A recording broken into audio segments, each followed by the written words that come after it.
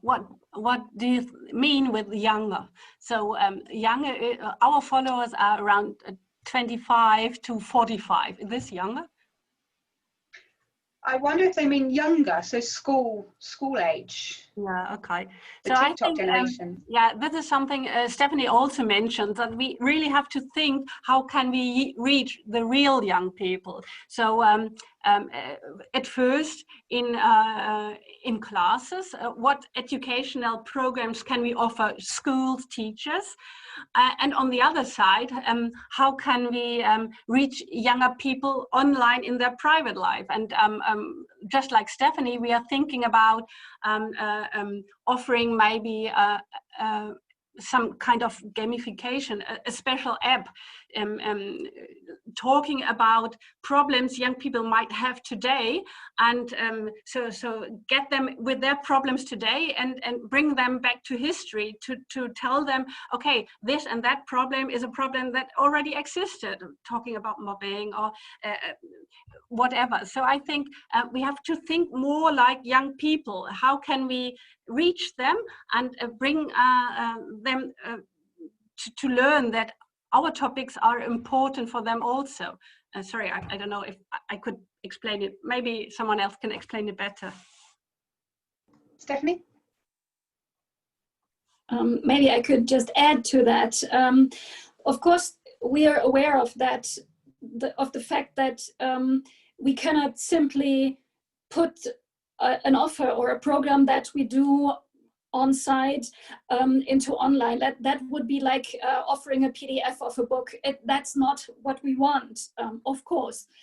But that also means that offering something to very young people, also from my perspective, might include forms that we ourselves are not used to, that we are not familiar with. It's like this, and I say this because I saw some more expert people on the current TikTok debate about young people dressing up as Holocaust victims and telling that story, because that is a debate. It's somehow strange to me, or I'm not familiar with that. I feel it difficult to observe this, but if this is a way of dealing with and engaging with this topic, we should consider this an option. Well, this is just one example, but there might be other forms that we might not even be very comfortable with, but that work very well for people 15 to 25 or whatever their age. Thank you, Stephanie. The TikTok thing, I think, is really interesting. It has raised a huge amount of debate. It's been the most viewed post on my website. Clearly, it makes you popular if you talk about TikTok. But I think there was an opportunity there when that hashtag Holocaust Challenge was still searchable on TikTok to intersect with more of the kind of the factual side, but I don't think at the moment there's any Holocaust museums or institutions on TikTok yet. So Iris, are you on TikTok now? Oh, fantastic. I hadn't looked since before I went on holiday, but this all kicked off when I was away, obviously. Not now, but we are talking about, we are really talking about, normally I would say this is not our focus group, people between 14 and 19, but now I changed my mind and think, yeah, maybe it is. And we can do storytelling. We can do storytelling on Twitter, we can do it on Instagram, and why not on TikTok? There are possibilities, and we are just having some young volunteers here, and we are together, we are planning and thinking about having a TikTok account.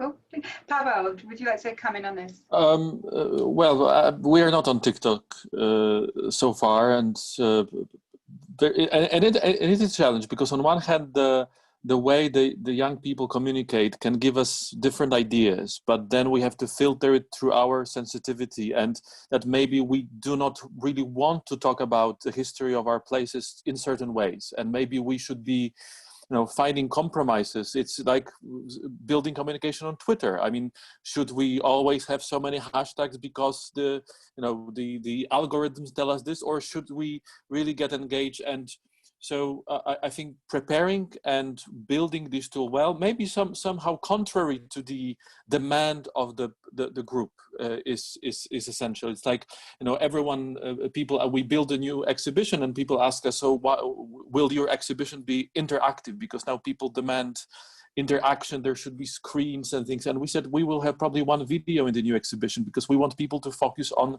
the authentic side and not to look on it through the screen. So I think that one challenge we have is we come from two different worlds. I mean, the world of communication of people today, not only young people, let's say, frankly, it's not only the question of people 14, 20 or teenagers, but also how the language of communication change forces us to adapt. But it's adaptation, it's not automatically moving. So we should now make everything dynamic and flash and so on. That's one thing.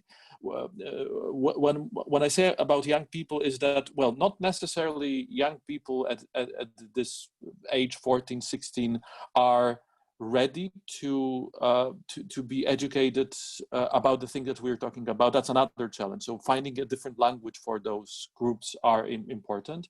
But also, I think training teachers and educators is something that we should do. And we have this experience that people who came to the memorial 20 years ago, participated in some programs, they became teachers, and they know that bringing their students now is essential. So I think giving tools to people who have contact with this youth, because as memorials, and probably that's a shared experience, when a group comes, well, of course, we may know some of the schools and some of the teachers, but usually we have this group for a moment, for one workshop, for one tour. We do not really know what language or needs we're trying, but working with teachers and educators and use them as our connection between the world that they understand is something essential.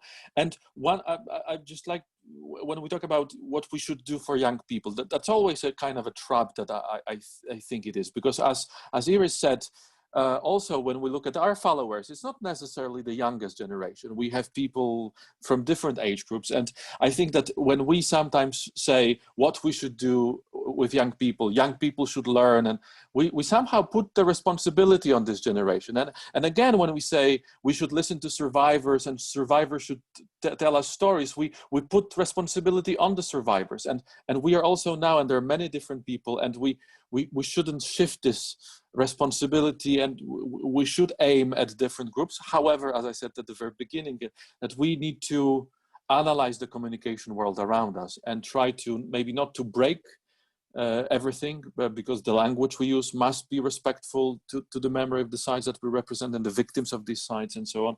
So this is challenging maneuver between all those things, because temptation is, like, social media allows you to talk to everyone and you can answer everyone, but then we have to limit ourselves because there are other things in the back of their head that we should think about.